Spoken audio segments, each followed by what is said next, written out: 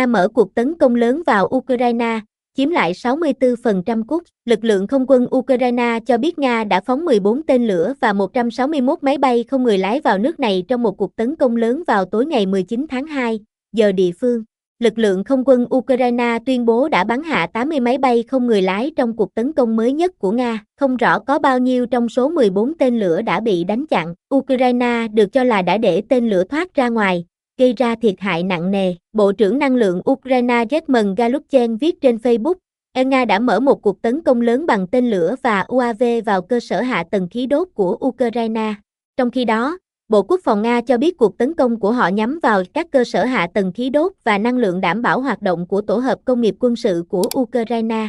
Các cuộc tấn công tầm xa của Nga vào Ukraine vẫn chưa dừng lại mặc dù Moscow đã đàm phán với chính quyền Trung để chấm dứt xung đột ở Ukraine. Các cuộc đàm phán bắt đầu vào tuần này tại Ả Rập Saudi mà không có Ukraine. Cuộc tấn công mới nhất của Nga diễn ra khi đặc phái viên Ukraine Nga của Tổng thống Trung là Kekelov đến Kiev. Các cuộc thảo luận dự kiến sẽ bao gồm một thỏa thuận khoáng sản và một thỏa thuận hòa bình rộng hơn có thể có với Moscow. Cố vấn an ninh quốc gia Hoa Kỳ Mike Waltz nói với Fox News vào ngày 20 tháng 2 rằng các quan chức ở Kiev cần phải hạ giọng, xem xét kỹ lưỡng và sau đó ký kết, ám chỉ đến thỏa thuận khoáng sản được đề xuất. Về phía Ukraine, quốc gia này đang tiếp tục chiến dịch tầm xa của riêng mình chống lại cơ sở hạ tầng quân sự và công nghiệp của Nga, đặc biệt là các mục tiêu liên quan đến ngành công nghiệp nhiên liệu hóa thạch. Các cơ quan an ninh Ukraine đã mô tả chiến dịch này là lệnh trừng phạt UAV.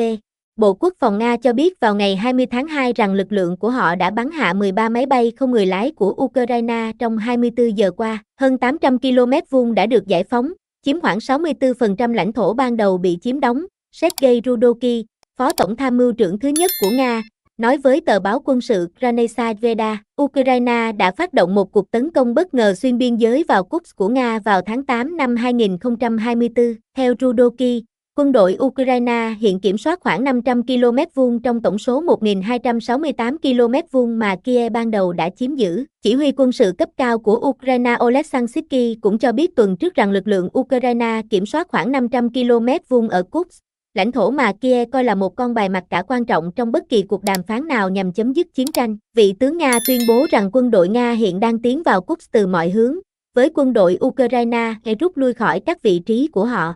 Khu vực Kursk hiện đã hoàn toàn nằm trong tay chúng tôi. Lực lượng Nga đang tiến vào mọi khu vực, Rudoky nói với Granesa Veda. Ông nói thêm rằng lực lượng Nga đã chiếm khoảng 75% về các khu vực Donetsk, Zaporizhia và Kherson của Ukraine, trong khi Kiev kiểm soát chưa đến 1% khu vực Luhansk phía đông. Năm 2024, Rudoky cho biết Nga kiểm soát gần 4.500 km vuông lãnh thổ ở Ukraine, gọi đây là năm đột phá. Kiev sẽ không còn có thể thay đổi đáng kể tình hình trên chiến trường nữa, Rudoky nói thêm.